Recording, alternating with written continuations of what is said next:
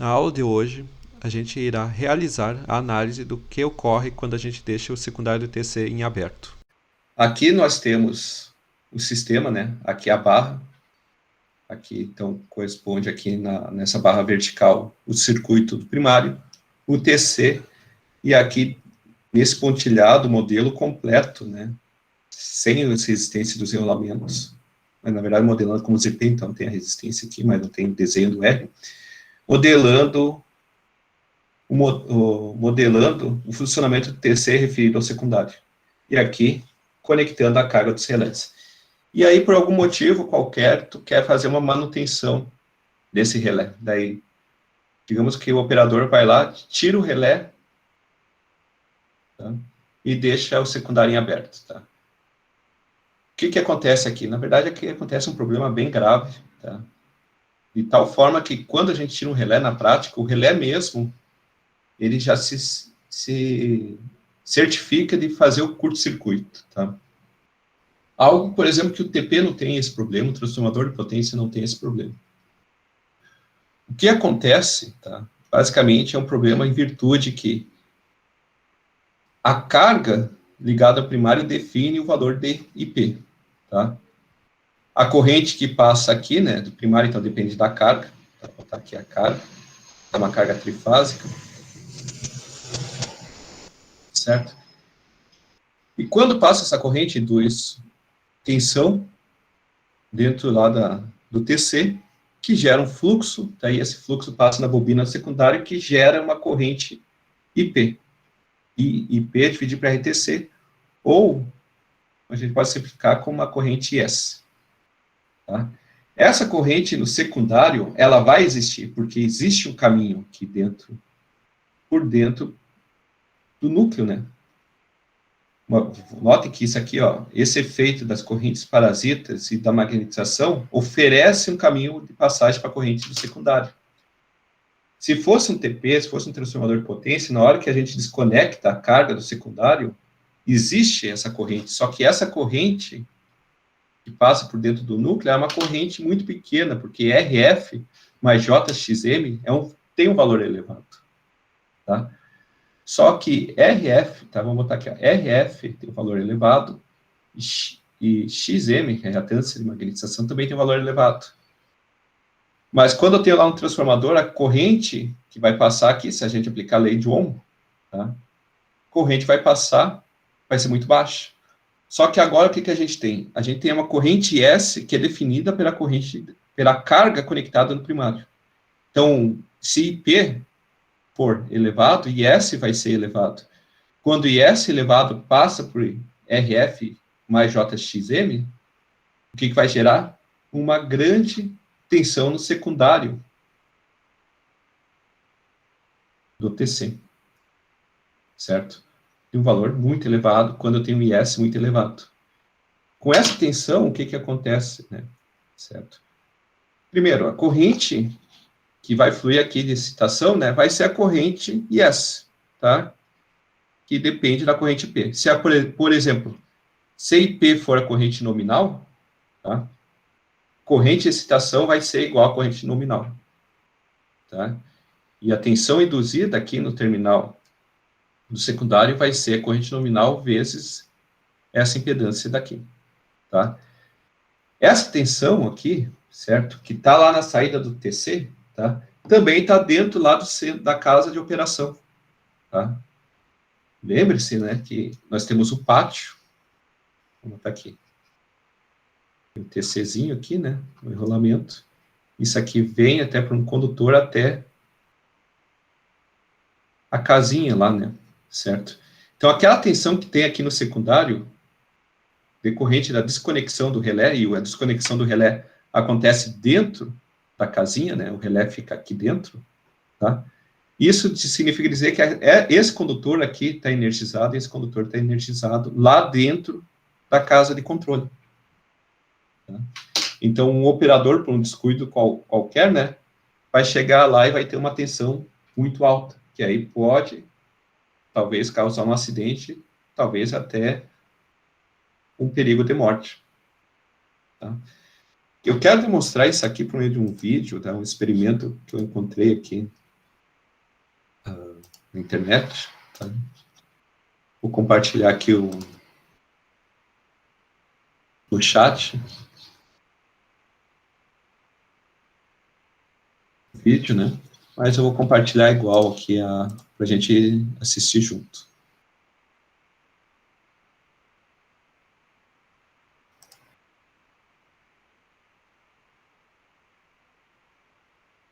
Todos estão enxergando aqui o vídeo? Sim.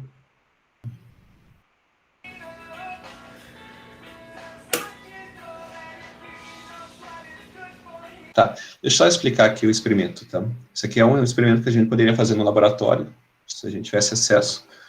Então, aqui nós temos uma fonte de tensão variável, então, variac, certo? Notem que aqui nos terminais, aqui eu tenho a tensão de saída ajustada aqui. Tá? Esses condutores passam por dentro aqui desse toroide, que é o TC, né? Certo? E volta para a caixinha. Tá? Então, aqui dentro já deve ter a carga também, tá? Então, tu controla a corrente que flui por aqui, tá? De acordo com a tensão ajustada. Esse TC aqui, tem aqui o secundário, tá? Esses fios vermelhos, e aqui nós temos uma carga que ele comenta aqui no início do vídeo, que é de 100 ohms, tá? Aqui no primário está sendo medida a corrente de carga, no primário, tá?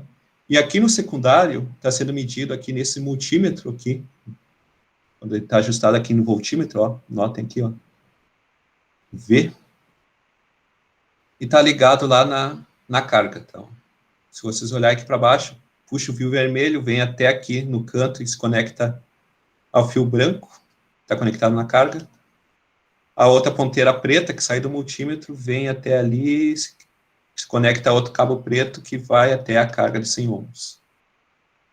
Então, vamos ver o experimento.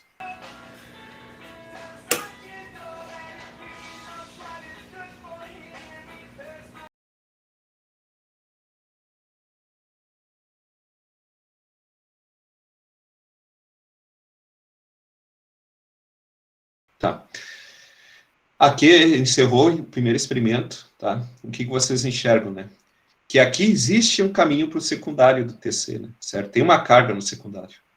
Então, a corrente que flui, tá? Em virtude dessa, na verdade, é essa resistência que define esse valor da corrente, tá? Se vocês olharem a tensão induzida lá em cima da carga, é uma tensão muito baixa, 0,024 volts. Certo? Que é normal de se esperar isso, né? Certo? A tensão tem que ser reduzida, né? Agora, se a gente continuar agora com experimentos tirando a carga, né?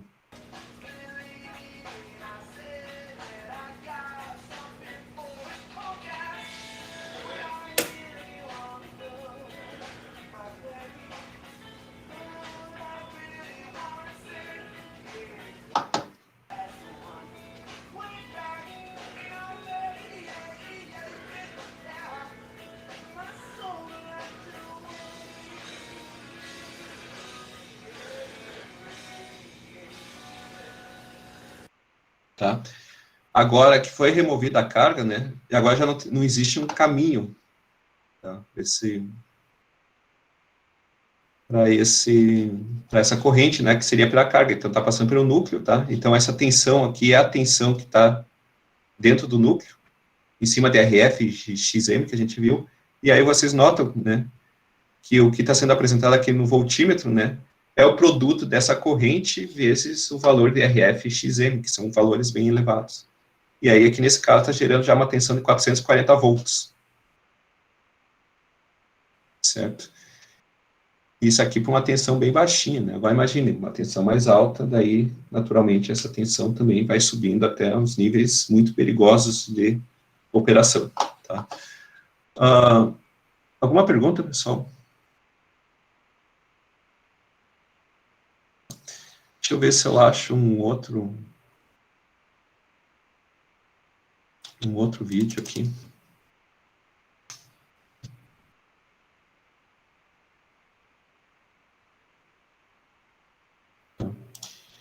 Esse outro vídeo aqui.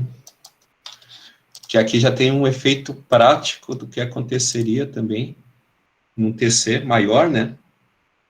E se não tivesse sido removido a tempo, né? Se você olhar aquele experimento, tu estava controlando tensão, né? Certo? Na prática, tu não tem como controlar isso na prática. Agora imagine esse caso aqui, tá?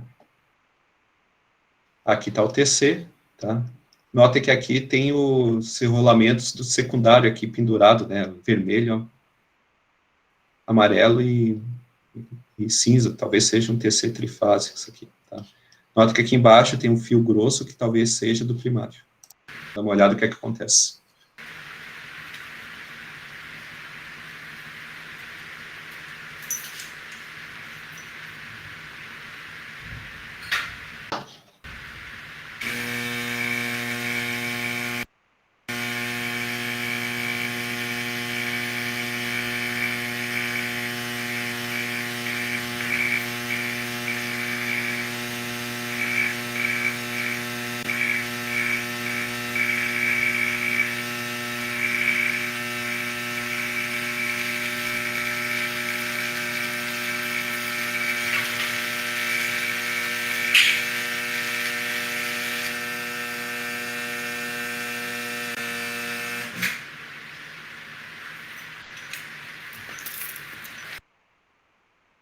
Feito. Então, o que aconteceu? Não tem caminho para a corrente secundária, essa corrente passa pelo núcleo, aquece o núcleo, né, certo?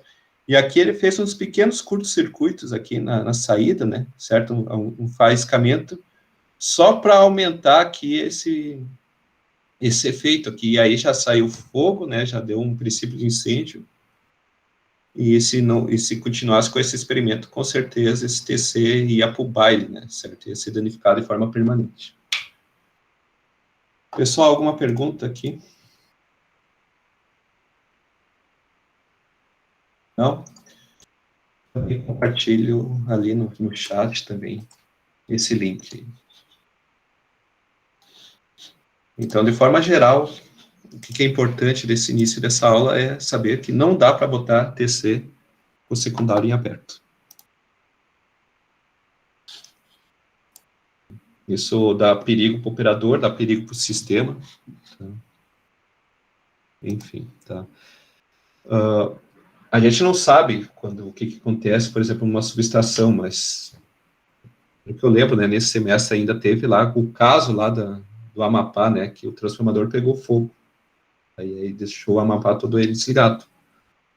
Uma possível origem, tá, eu não sei, eu nunca fui atrás dos relatórios do sinistro, né, mas uma possível caso poderia ser esse, né, certo, originou no TC e passou para o transformador.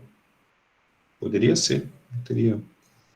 Tá, por isso que é muito difícil, né, para levantar, assim, o cenário, é bem complicado, tá, só indo lá e inspecionando, tá.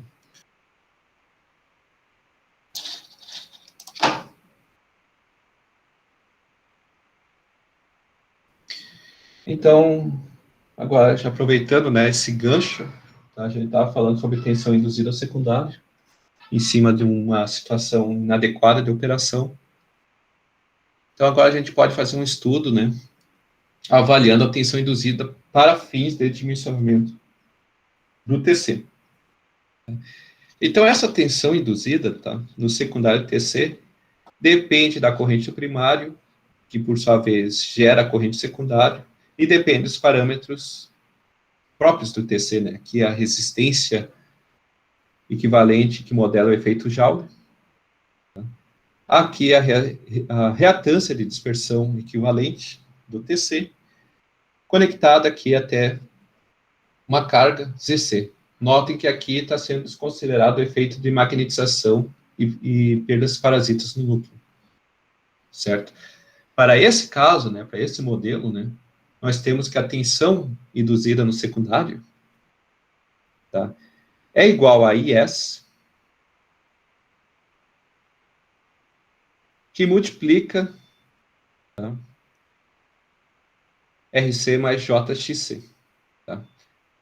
Na verdade, essa tensão dos secundários, tensão dos terminais do secundário do TC. Tá? A tensão induzida no secundário do TC é IS que aí corresponde à tensão nos terminais do secundário do TC, mais a queda de tensão nos enrolamentos do TC. E aí, isso aqui é ES, que é essa tensão aqui, apresentada aqui na equação. Note que aqui tem o fator de segurança, tá? O fator de sobrecorrente, Fs. Tá?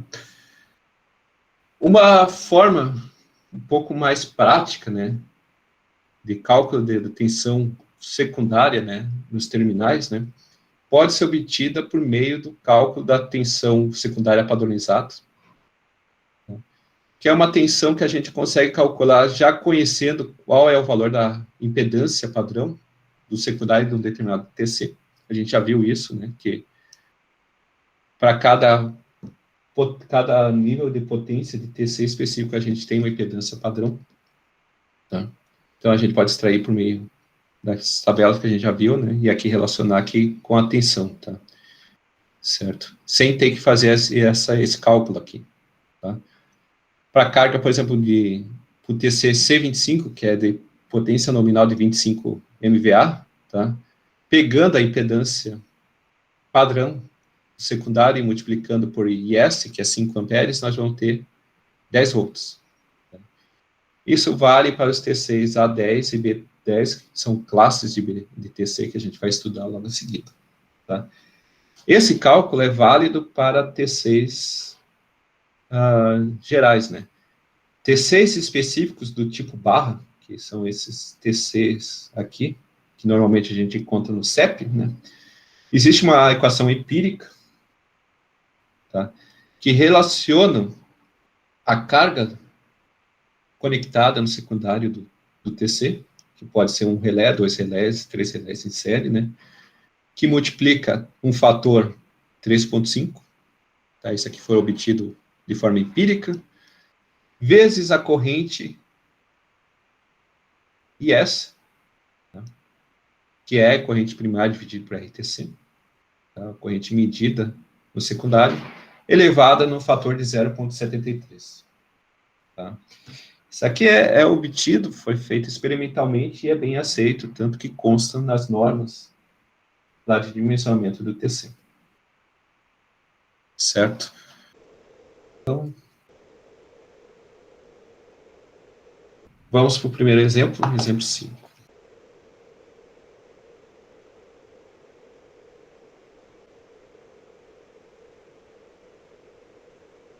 Então, vamos lá. Desconsiderando o efeito da impedância dos condutores entre o TC e o relé, determine a carga de um TC 200 para 5 amperes que alimenta um relé eletromecânico sobre corrente de 0,2 mais J 0,12 ohms. Tá? Basicamente, o que nós temos, então, aqui nós temos o TC ligado diretamente no relé.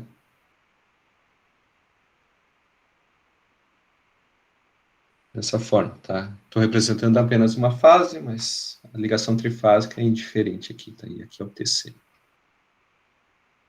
Certo?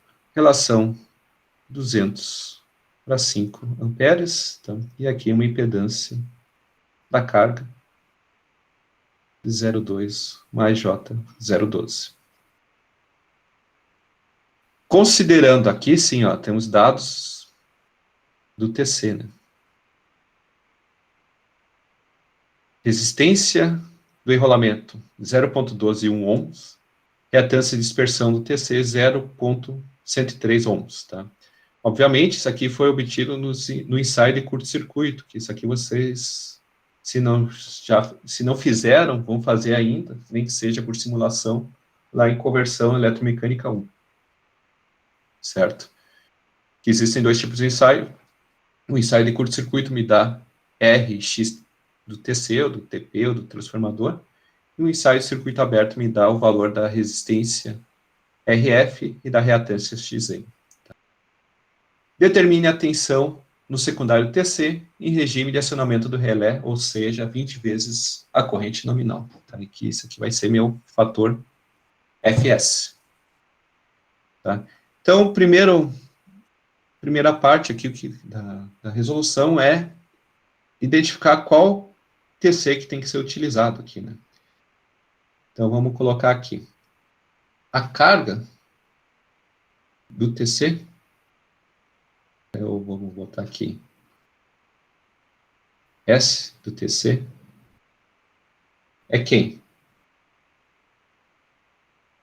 É a carga conectada ao secundário do TC, que é 0.2 mais J012, não entram aqui no dimensionamento dos parâmetros do TC, bem importante deixar isso claro.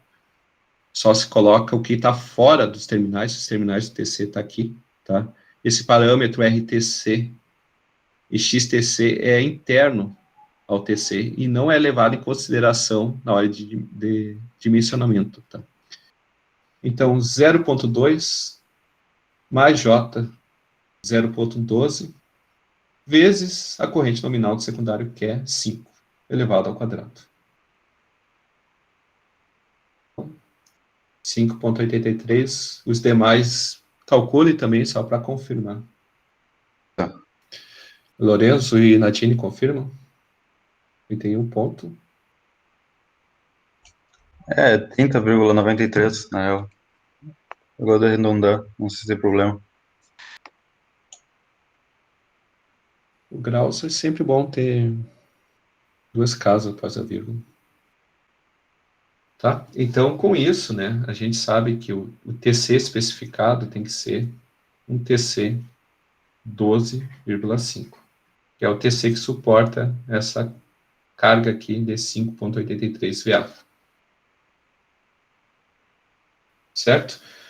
Agora, a gente pode calcular a tensão induzida no secundário por uma carga padronizada. A gente pode fazer, né?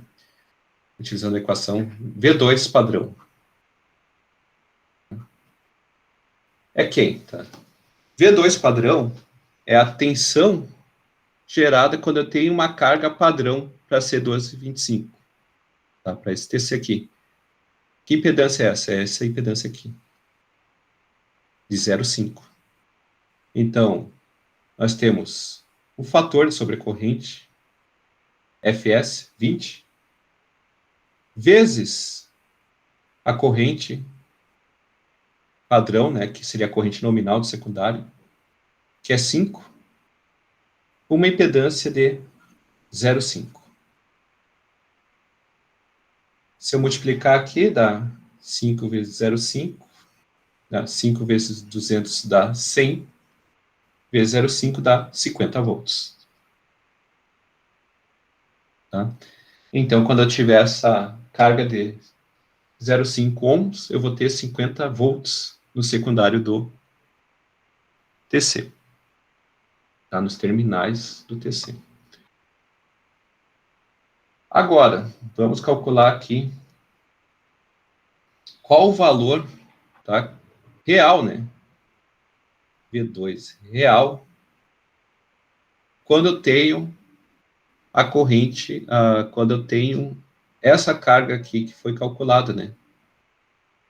De 0,2 mais J012. Tá? Que não é a padrão, mas é a especificada. Então, isso aqui seria 20 vezes 5, que é a corrente. Tá? Vou só botar aqui, então, só para ficar claro. Fs vezes I vezes impedância. É essa a equação. Tá? Fs, 20, vezes a corrente nominal no secundário, que é 5, vezes a impedância instalada, que é 0,2 mais J 0,12, tá? Então, isso aqui vai dar 23,32 com o ângulo de 30,96. Obrigado. Volts, tá? O que a gente pode calcular mais? A gente pode calcular a tensão induzida, só para deixar claro aqui, ó. Aqui eu tenho a tensão V2, né? Que é a tensão terminal, e a gente pode calcular também quanto que é a tensão induzida, que é a E2, tá? Se a gente pegar o modelo, né? O que eu tenho aqui, né? Vou botar aqui o mesmo desenho. Aqui é o primário, está circulando em P. Aqui eu posso colocar o TC. Esse TC eu tenho isso aqui, né? RTC mais JXTC. Tá? Aqui nós temos os terminais do TC, esses 2 pontos, e aqui eu coloco a carga do relé.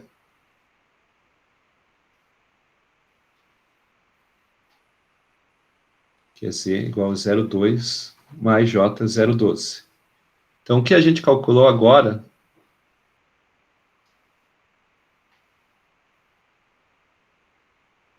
foi essa tensão aqui, né? V2, tá? Para uma condição padrão do TC e para a condição real, que é com o relé instalado. Agora a gente pode calcular quanto que é a tensão induzida tensão induzida no enrolamento secundário do TC, que é E2. Tá? Então, E2, então, para uma condição de curto-circuito, então é 20. Tá? Curto-circuito não, acionamento relé, né? É 20 vezes a corrente nominal, 5, que multiplica toda essa associação, né? O RTC mais JXTC mais a carga do relé, que é 0,2 mais J 0,12. Tá, esse aqui é a tensão induzida ao secundário quando eu tiver o relé instalado. Então, isso aí deu 39,08 com ângulo 34,78 graus volts. Perfeito? Alguma dúvida, pessoal? Não? A gente pode também calcular, tá? Vamos fazer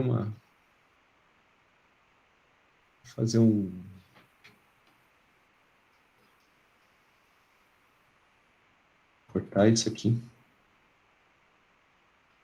Talvez para não confundir.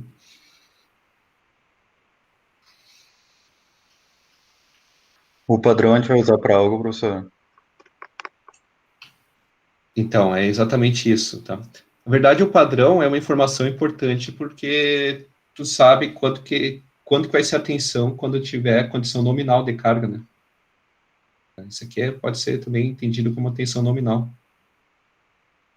Então, tu sabe que tu pode aumentar as tuas cargas, além desse relé, até dar 0,5, né?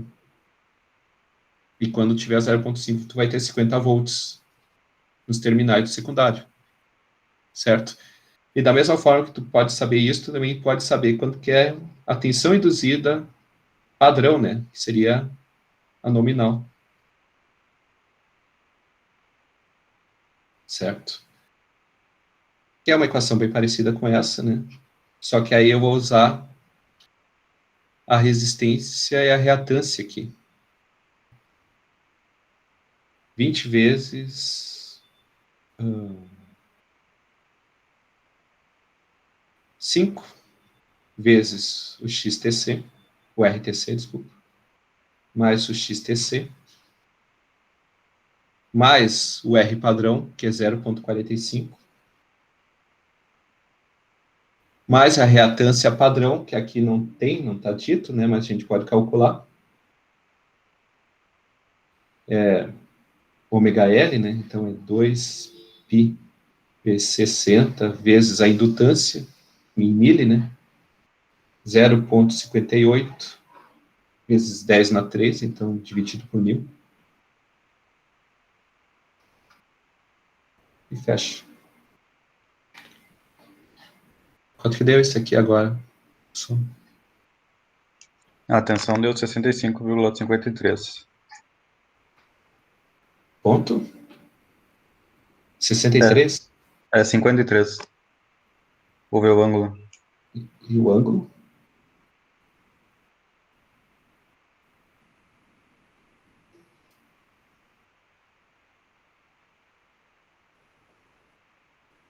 É 29,4. Deu mais alto que 50. Aí tem que dar, né? Tem que dar porque isso aqui é um circuito, né? Que ainda, esse aqui é o E2, funciona como uma fonte aqui para o circuito secundário. Aqui é uma fonte, né, para esse circuito, então o módulo tem que ser maior do que as tensões nos terminais. Pessoal, alguma pergunta aqui? Ficou claro? Então, na verdade, a gente calculou 2 cenários, né? Vou deixar isso aqui bem explícito. Né? Caso real, né? Tá? E aqui nas condições nominais, né?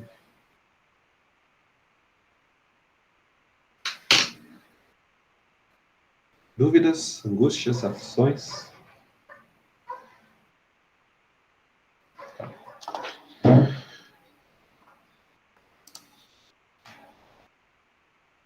Vamos seguir, exemplo 6. Considerando um TC C50 com RTC 200/5, determine IBS para a corrente de curto-circuito. Tá? Nesse caso, a gente vai usar essa equação aqui empírica, tá? Para o cálculo da tensão nos terminais do TC. Eu estou extraindo aqui as tabelas. Então, esse aqui é um pouco mais fácil que o anterior, né? E mais prático.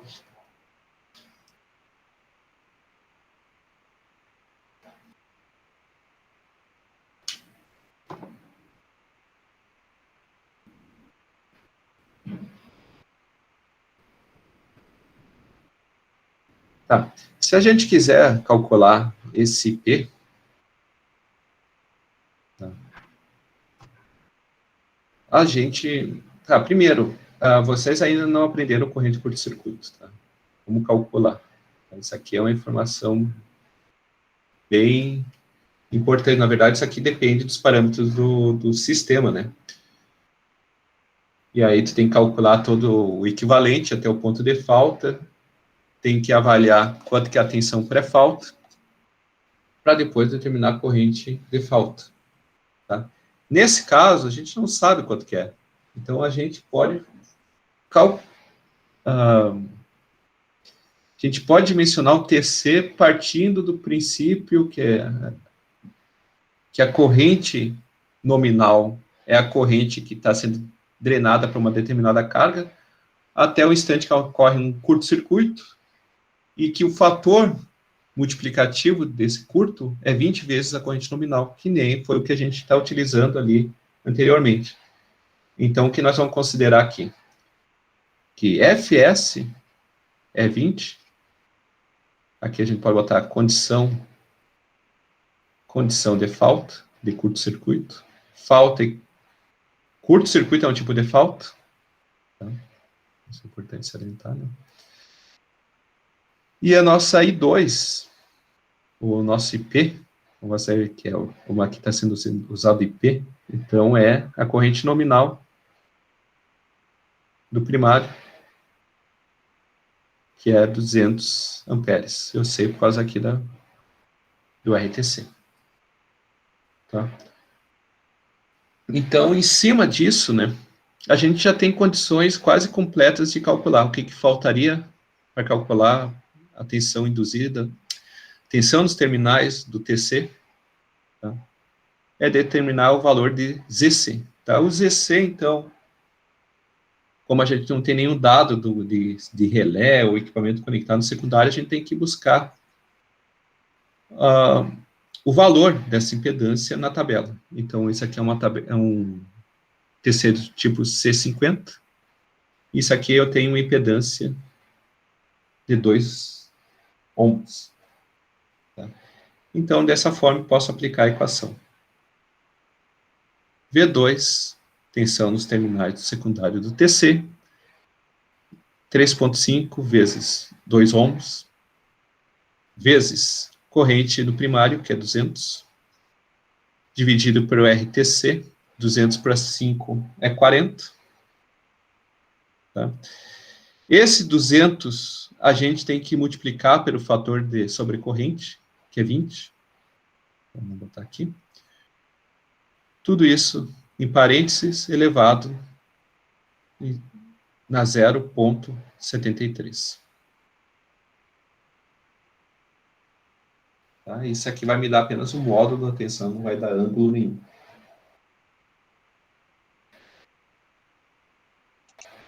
(201,88, professor. 201,88 volts. Tá? Então, essa é a tensão induzida em cima do relé, se tivesse um relé no terminal desse TC, no instante que ocorre o curto-circuito. Pessoal, alguma dúvida? Não? Então, é bem mais fácil usar essa equação, por isso que é bastante utilizada. Certo? É uma questão de pegar o valor da tabela, ou o valor da impedância instalada, e jogar aqui na equação.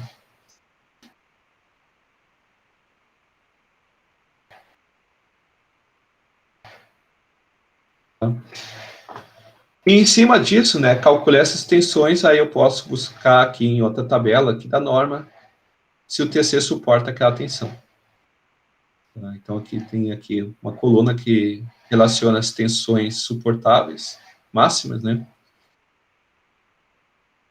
para a condição de curto-circuito, tá, ou região normal, tensão suportável durante descarga atmosférica. Tá? Nota que isso aqui é um valor muito mais alto. E descarga atmosférica sempre está associada a uma sobrecorrente, uma sobretensão elevada, de uma alta frequência e com uma duração muito curta no tempo. Tensão suportável nominal a frequência industrial durante 1 minuto. Tá? Então, só para ficar claro, isso aqui, talvez não tenha, faltou um errinho meu, mas esses dados aqui, esse aqui são referentes àquela mesma coluna, então esse aqui é o C 2,5, esse aqui é o C5, C12,5, C25, 50, 100 e 200, se não me engano. Tá? Tem que dar uma olhada para verificar, porque está faltando um aqui. Mas, se não me engano, é isso aí mesmo. Tá? Então, notem aqui, ó, que o valor eficaz aqui, durante 1 minuto, pode ser bem maior que a tensão máxima do equipamento em regime nominal. Né? 0,6, que é 600 volts. Isso aqui em regime, né? Certo? Agora, durante um intervalo definido, eu posso suportar até 4 kV. E aqui também, suportável também uma descarga. Tá? Aqui em eficaz, aqui de crista. E aí a gente chega na questão dos erros dos TCs. Tá? Então, basicamente, o que nós temos que analisar aqui no TC? É que o TC tem erros inseridos na conversão eletromagnética. Tá? Porque nós temos corrente elétrica, depois que induz tensão, que gera fluxo, esse fluxo induz tensão no secundário, que gera corrente no secundário. E aí, dentro dessa conversão, tem o modelo do TC, né? Tem o R, tem o XTC, e tem também todo o modelo, né? Todos os efeitos de magnetização e correntes parasitas do núcleo, tá? As perdas no ferro, né? Então, essas perdas no ferro geram erros, tá? De tal forma que é possível afirmar, tá, que aquela relação de placa, tá, tirando algum caso específico e particular, ela nunca é válida na prática, a maior parte das vezes. Por quê? Porque existem todos os erros, e esses erros dependem da carga conectada no secundário do TC. Então, nós temos 2 tipos de erros básicos, né? Nós temos o erro de relação de transformação, um erro no RTC, certo? Isso ocorre quando? Quando eu tenho uma corrente primária que não gera a corrente secundária conforme o RTC. Tá? Conforme aquela relação lá, 200 para 5, como exemplo. Quando eu tenho 200 amperes, por exemplo, no secundário sai 4,98. Isso significa que a um erro relacionado à transformação de corrente do primário para o secundário. Eu já coloco aqui de forma direta, né? Isso aqui é bem fácil de deduzir, tá? Poderia ter posto, acabei não colocando, mas é possível relacionar, então, dessa forma. Existe uma relação entre a corrente lida no secundário, que quando multiplicado pelo RTC vai dar um determinado IP. Tá? Que aqui vamos dizer que isso aqui seja um IP linha. Tá? Que seria o IP real. Certo? Quando eu comparo com o IP esperado, conforme a placa, tá? E dividindo pela corrente da placa, né? Certo? Eu tenho um erro de relação. Certo? Um erro percentual.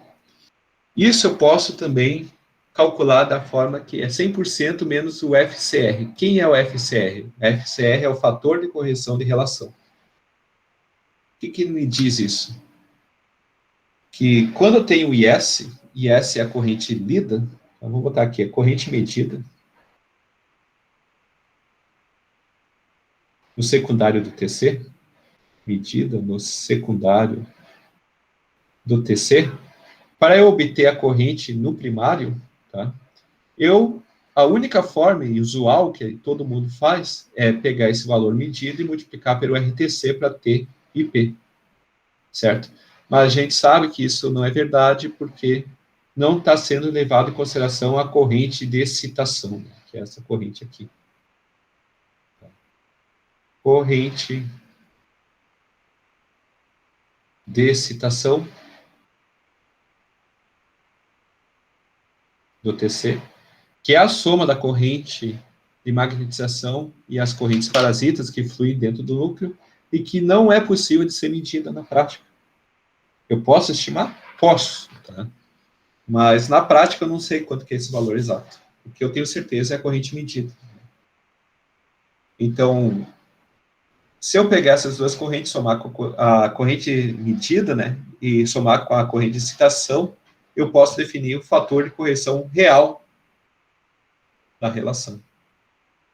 Tá? Outra forma de obter o fator de correção real, né, é pegar o valor do TC, do RTC real, que é aquele que a gente obteria na prática, levando em consideração a corrente de excitação, e dividir pelo dado da placa. Isso aqui é real.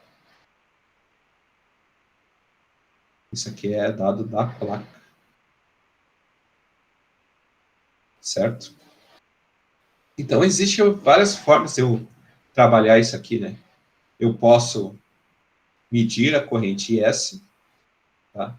Com a corrente IS eu posso multiplicar pelo RTC, tá? Daí vai ter um valor IP'. Com esse IP' eu posso comparar com o IP e obter um erro percentual. Com o erro percentual, eu posso calcular fator de correção de relação, e com o fator de correção de relação, eu posso calcular a relação do TC real. Certo? Então, vamos colocar isso aqui como uma regrinha, né? Com o IS medido, eu posso calcular IP', que é RTC, vezes IS medido. Com IP', eu posso calcular o erro percentual.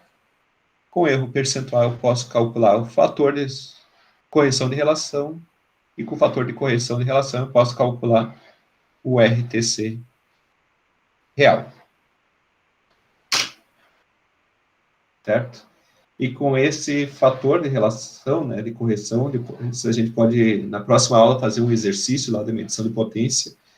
Esse fator deve ser aplicado na prática para a gente ter a estimativa correta da medição, né? Eu não sei se vocês se lembram, algumas aulas anteriormente, talvez não na última aula, mas na penúltima aula, a gente resolveu lá um exercício de medição de potência com TC. E a gente usou apenas o RTC. Em cima daquele RTC, a gente poderia utilizar esse valor DIE para descobrir o fator de correção, e aí depois corrigir também, não apenas o valor da potência medida, mas também o valor da relação do TC. Tá? Enfim, pode confundir um pouco, mas na prática é bem simples de ser aplicado. Então vamos para um exemplo.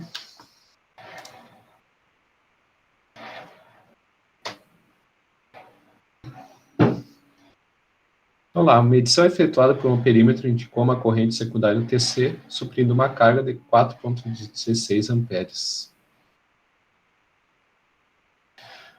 Calcule o valor real dessa corrente no primário, sabendo que o TC é de 400 para 5 amperes, apresenta o fator de correção de relação de 100,5%. Então, aqui eu tenho, digamos, o meu alimentador, meu TC, e o amperímetro aqui no secundário desse TC. Tá? Esse TC é 400 para 5.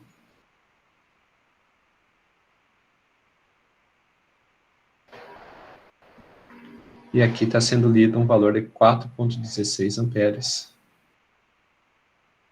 Essa corrente aqui, né?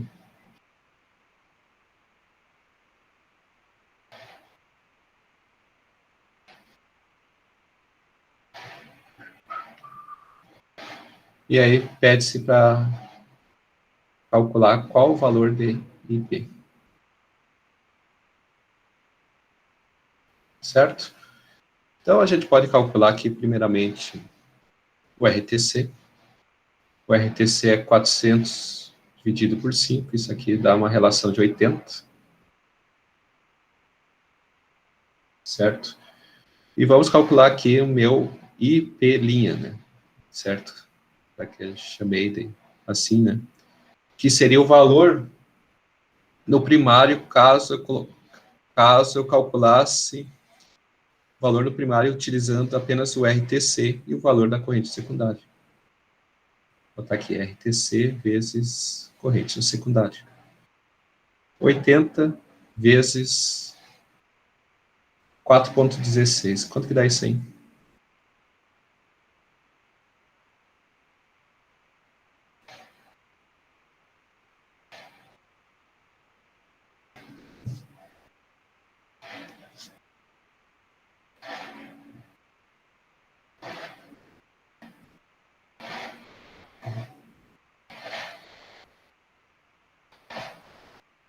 R$ 332,8. Obrigado, Natinho. O Igor também confirmou. Certo? Com esse IP'Lin, agora eu tenho condições de calcular o erro percentual. Tá? Seguindo aquela sequência que eu coloquei no slide. Né? Certo? Só para essa sequência aqui. De raciocínio.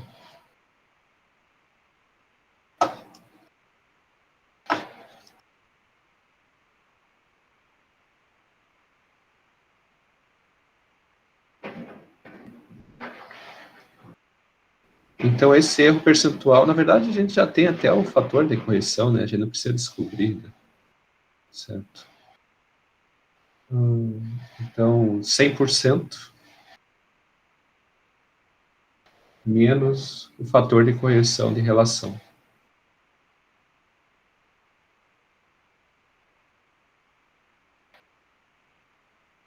Cem por cento menos 100,5%. Isso vai dar menos 0,5%.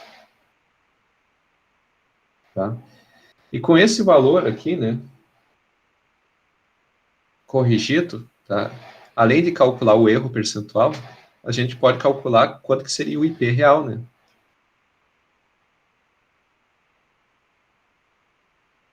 Que é quem? A gente pode calcular isso em cima do IP'. IP' vezes o fator de correção de relação, tá? Não é percentual, porque a gente não pode fazer uma multiplicação percentual, né? Mas a gente pode botar isso aí em em valores absolutos, né? Então, é igual 332,8 vezes 1,005.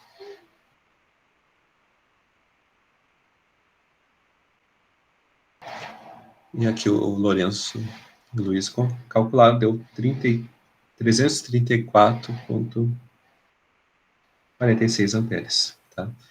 Em cima disso, tá? Foi feito o exercício, tá? Foi calculado. A gente pode fazer algumas conclusões, né? Certo? Quando o IP real é maior que o IP calculado, certo? A gente necessita de um fator de correção de relação maior, vou ter aqui percentual, maior que 100%. Certo? Isso significa dizer que a gente vai ter um erro de relação menor, ou vou botar aqui menor, um erro percentual negativo. Tá? Quando a corrente calculada é maior que a corrente primária real, calculada, né? Nós vamos ter um fator de correção percentual menor que 100%, e nós vamos ter um erro percentual positivo. Só um cuidado, mas é uma conclusão bem importante. Vou só destacar isso aqui. Né?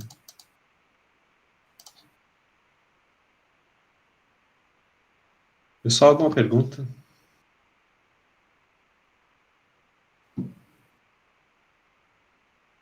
Tá? Na prática, ó, essa correção a gente não tem, né? Certo? É bem importante deixar isso claro. Depois a gente vai ver como estimar esse fator de correção. Né? E existe um segundo erro, o erro de ângulo de fase. Né? Aquele erro anterior de relação só impacta no valor absoluto da corrente. Né? Nota que eu não falei nenhuma vez sobre ângulo. Agora, o erro de ângulo de fase pode ser calculado, e isso, segundo a norma, tem uma metodologia, que é o cálculo do ângulo beta. Tá? Quem é beta? Esse beta é a defasagem entre a corrente primária, esse aqui é IP, né? E o inverso da corrente secundária do TC, que é IS mais 180 graus. Tá? Ou, vamos fazer assim, IS, isso aqui é um fasor que multiplica um fasor de módulo 1 com um ângulo de 180 graus. Tá? Quando eu comparo IP com esse fasor aqui, IS vezes 1 com ângulo de 180, eu consigo descobrir beta. Esse ângulo aqui, vamos destacar aqui, ó, beta. Certo? Beta eu posso calcular também conhecendo o fator de correção de relação, tá? E o fator de correção de transformação do TC. Tá? Notem que, normalmente, esse beta aqui, ele é bem pequeno. Tá? O atraso que o TC provoca, e normalmente ele provoca atraso mesmo, porque ele é uma carga, ele não é uma carga, ele é uma impedância indutiva, né? Certo? Então, ele vai fazer um atraso negativo, né? Isso aqui é medido em minutos. Tá? Nota que esse símbolo aqui, ó, é de minutos. Tá? E não graus, né? Se vocês lembrarem, né? Só vou colocar aqui. 1 grau tem 60 minutos. 1 minuto tem 60 segundos. Tá? Então, se vocês lembrarem lá das aulas de geografia, a gente pode fazer essa conversão aqui. Por que a gente vai se preocupar em fazer isso? Primeiro, porque o ângulo é muito pequeno, e porque as tabelas que relacionam corrente primária e corrente secundária do TC, elas apresentam o resultado em minutos.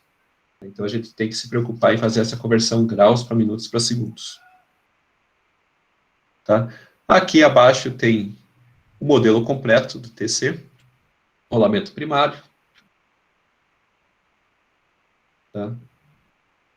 Perdas no ferro. Tá? Aqui a relação de transformação e rolamento secundário. Tá? E aqui a carga no terminal secundário do TC.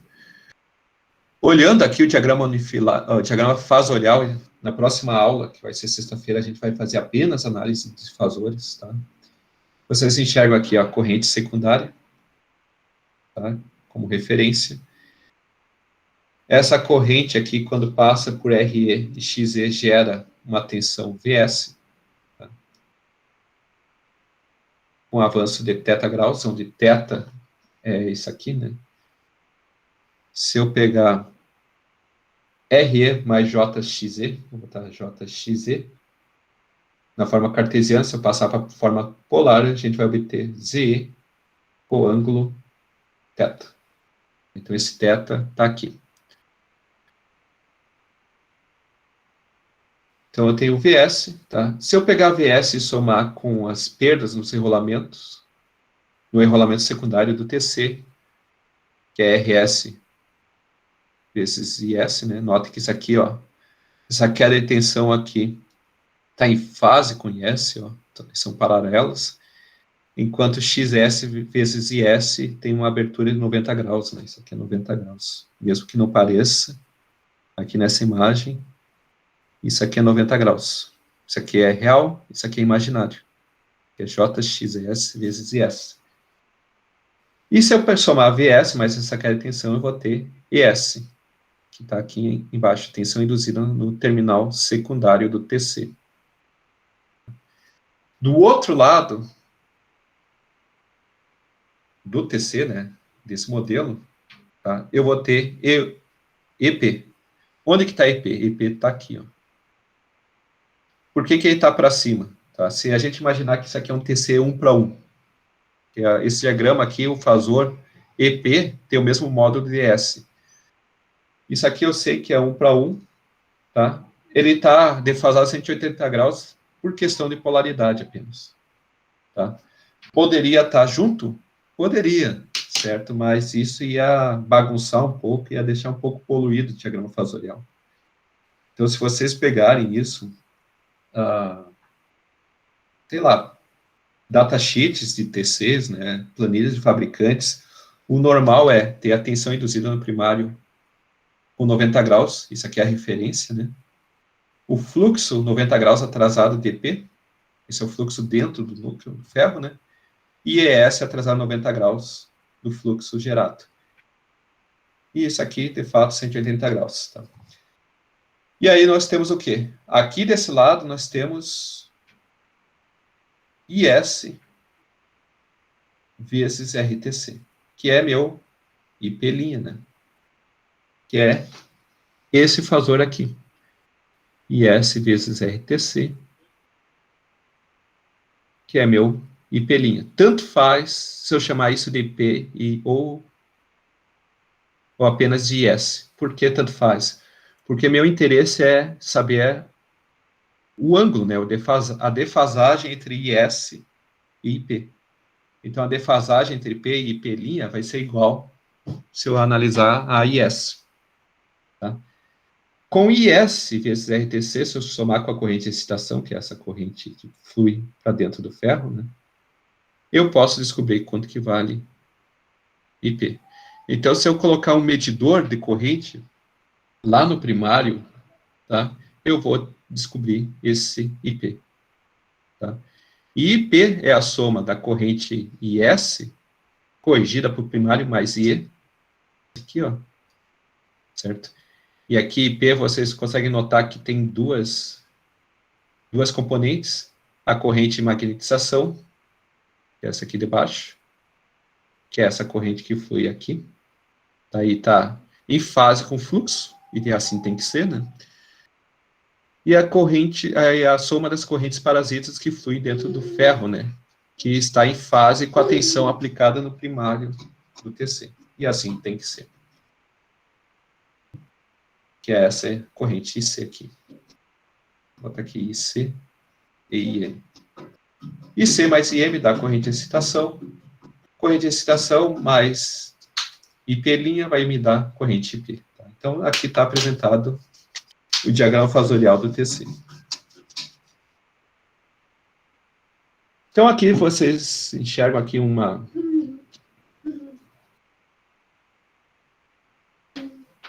Só um minuto.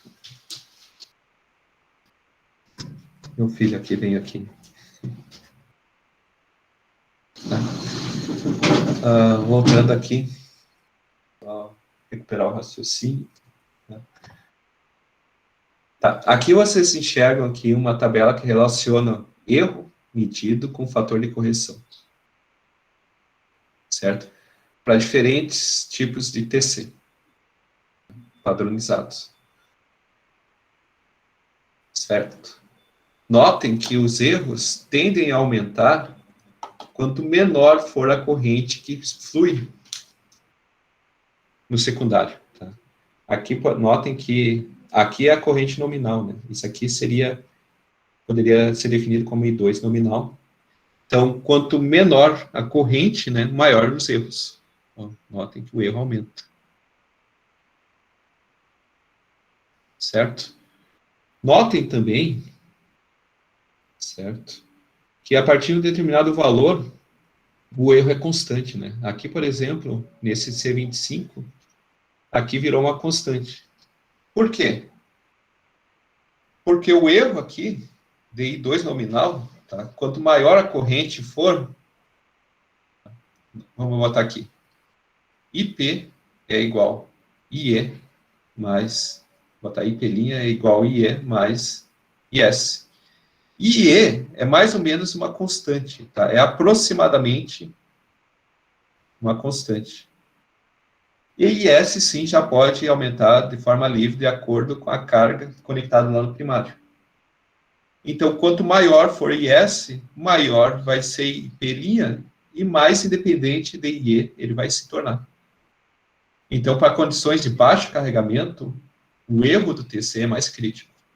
Então, aqui nós temos uma condição mais crítica de operação do TC, em virtude dos erros associados. Tá? Para valores próximos à corrente nominal, o erro já não é tão acentuado. É isso que está demonstrando aqui nessa imagem. Aqui também tem um erro de relação percentual, relacionando com o fator de correção de transformação, tá? Onde vocês veem aqui o ângulo, né, em minutos, positivos e negativos, em relação com a corrente nominal. Tá? E aqui vocês conseguem notar que em nenhum momento há estabilização, né? Certo? O erro é sempre variado, né? Então é muito complicado, né, de dizer assim, ó, para essa medição aqui o fator de correção vai ser esse. Não tem como fazer isso, porque o ângulo de fase, aqui, o atraso da corrente secundária em relação à corrente primária, ou o avanço, né, tanto faz, é sempre variável. Então, não tem como eu estimar isso aqui, porque eu não tenho como medir a corrente de excitação. Tá? Eu não tenho como determinar de forma exata, mas eu posso estimar. Tá? Isso com certeza é possível de fazer. Quando eu penso em proteção, isso aqui é um estudo que é totalmente irrelevante, né? Em proteção não se faz isso. Agora, a medição já se preocupa, a gente já tem uma noção, e a gente pode extrair esses dados de comportamento do TC a priori para tentar corrigir. Certo? Aí a gente chega na questão da classe de exatidão dos TCs. Tá? A classe de exatidão define um conjunto de padrões, tá, de TCs com base no erro de exatidão e com base também na aplicação daquele TC. Então, aqui, a classe de exatidão define o valor percentual máximo do erro que pode ser introduzido pelo TC nessas condições especificadas abaixo. Em condições que eu necessito fazer aferição, calibração de instrumentos de medida em laboratório, aquele trabalho que vocês fizeram lá no início do semestre, eu posso utilizar TC, mas aquele TC pode ter uma classe de exatidão de 0,1, e aqui vocês podem entender que é 0,1% de inexatidão. Quando eu quiser conectar medidores de demanda para fins de faturamento, ó, destaquei em vermelho, quero, por exemplo, medir energia, mas porque eu estou a fim de transformar aquela energia consumida em custo, né? Eu tenho que ter um erro de 0,3%, tá? No TC, né? Quando eu quero usar o TC para alimentar medidores, que é apenas para supervisão, mas que, por exemplo, a concessionária lá, por exemplo, não vai cobrar, né? Mas eu quero saber qual que é a corrente que está passando ali, eu posso usar TCs com erro de até 0,6%. E quando eu tenho cargas ali, que são apenas indicadores de nível de tensão, de nível de corrente, oscilógrafos, que são registradores gráficos, ou qualquer função de proteção, seja relé de impedância sobre corrente, direcional, diferencial, eu posso ter erros de até 1,2%. Tá? Lembrando que isso aqui acompanha aquilo que a gente já tinha visto lá na aula passada, né? Que a proteção, eu preciso ter apenas uma noção do valor da corrente, né? Enquanto quando eu quero pensar em medição, eu quero saber o valor mais exato. Tá? Isso pode ser apresentado, né, pode ser visto, né, por meio desses paralelogramos aqui, né, que relacionam o fator de correção de relação, tá aqui, ó, com o ângulo de fase beta em minutos. Tá? E aqui vocês enxergam duas condições, né, certo? Como que eu uso essa imagem aqui? Eu tenho duas condições, de 10% de corrente nominal e 100% de corrente nominal. Tá? Isso aqui é no primário, mas eu posso interpretar como sendo no secundário também. Certo? Significa isso. Por uma determinada situação lá, digamos que eu estou lá operando com 50%, tá? E aí eu estou alimentando uma carga lá de medição, tá?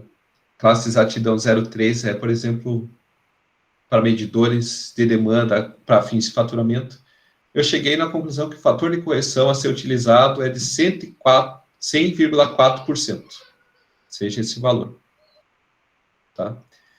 E cheguei à conclusão que o TC por si só, ele avança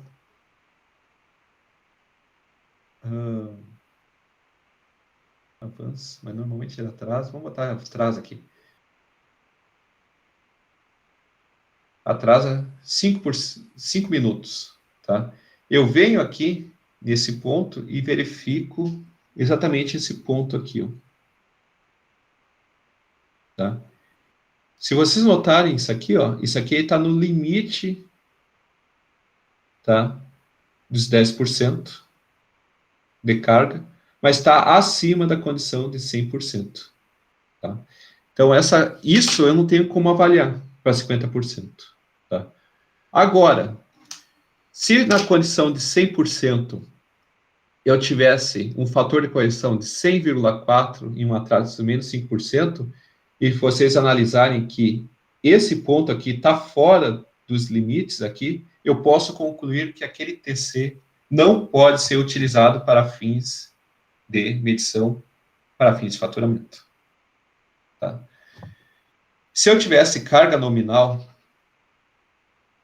tá, eu poderia usar qualquer TC que tivesse dentro desse paralelogramo aqui. Em vermelho. Certo? Se eu tiver qualquer valor fora, significa que aquele TC é inadequado para aquele uso.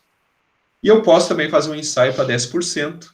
Também, se o fator de correção ficar fora aqui, Esse paralelogramo significa que ele não pode ser utilizado.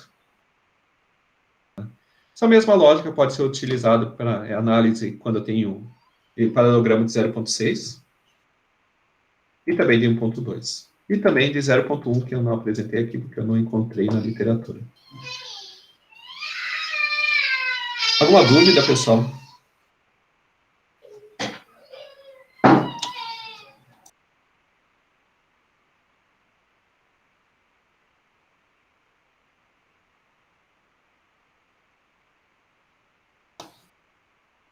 Certo? Alguma dúvida, pessoal? Nenhuma, professor. Tá suave. Certo? Aqui tem mais um exemplo. Tá? Determine a classe de exatidão do TC ensaiado com uma das cargas do quadro abaixo. Tá? O resultado aqui é apresentado aqui, tá? Obtido para A e B. Tá? E em cima disso a gente pode ir lá avaliar, né? Certo? Então a gente pode pegar esses dados aqui, a gente vai ter que... Vou botar aqui. Eu vou escrever no chat, então, só para ficar aqui. Nós temos o A, 100,2% de fator de correção.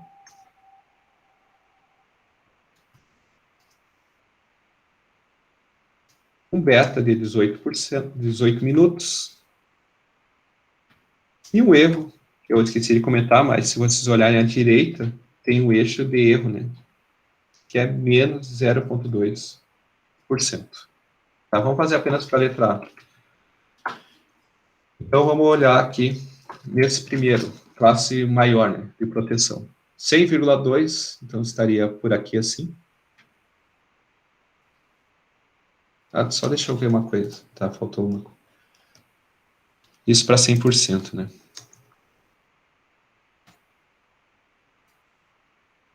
Na verdade, o mesmo...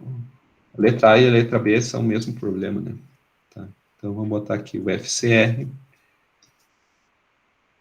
100,3%. Beta, 30 minutos. Erro, menos 0,3% para 10% da carga. Tá? Então, vamos lá. Olhando aqui, classe 1,2. Nós temos 100,2, estaria por aqui assim, fazer em vermelho para 100%. E em azul para 10%. Tá? Então, estaria em algum ponto nessa linha. Nós temos um beta de 18 graus. Aqui é 20%, estaria mais ou menos por aqui. Vamos aproximar essa aqui, esse ponto. Ou mais ou menos isso. Nós teríamos um ponto aqui assim. Certo? Para 100% está dentro, para o paralelogramo 100% está. Então, estaria ok. Tá. 10% nós temos 100,3, um pouquinho maior aqui. Certo? Não precisa... só a questão aqui, o erro está aqui desse lado. Então, eu não preciso analisar pelo erro, porque o erro está acompanhando o fator de correção de relação. Tá? Nós temos 100,3, nós temos um erro de 30%, que estaria aqui mais ou menos na metade. Então, estaria num ponto aqui, também dentro, então poderia usar um de 1,2. Tá? Vamos ver o de 0,6. Daí a gente já pode puxar todos esses pontos, né? Vamos lá, vermelho. 100,2 está aqui. 18% está aqui. Vamos colocar um pouquinho para baixo. Então, dá para usar 100%. Vamos olhar agora para a condição de 10%. 100,3 estaria aqui. 30 minutos estaria aqui. Então, esse ponto estaria aqui também. Posso utilizar de 0,6. Tá? Vamos ver o de 0,3. Vou apagar isso aqui para não confundir. Em vermelho, condição anominal, 100,2. 18%, estaria mais ou menos por aqui. Então, esse ponto estaria aqui assim, ou seja, fora do 100%. Então, sem olhar aqui o beta, sem olhar a condição de 10%, a gente já consegue concluir que um TC de 0,3% não poderia ser utilizado nessa aplicação. Tá? Para essa carga específica, eu posso usar classes de 0,6. Poderia usar, então, para alimentar medidores, para supervisão e dispositivo de proteção. Não poderia utilizar para fins de faturamento. Alguma dúvida, pessoal? Não? E por fim, só para encerrar então a aula de hoje, designação de um TC. Então aqui tem TC para serviço de proteção, você enxerga aqui 10 a 400. Tá? Esse 10 aqui significa classe de exatidão 10%, A é um código que vem junto, e 20 e 400, aqui é 400 volts, né, que seria tensão padronizada no secundário do TC. Para serviço de medição, daí eu tenho a classe de exatidão com vírgula, código C, e aqui a potência nominal do TC, né? C25 seria um TC de 25 VA, né?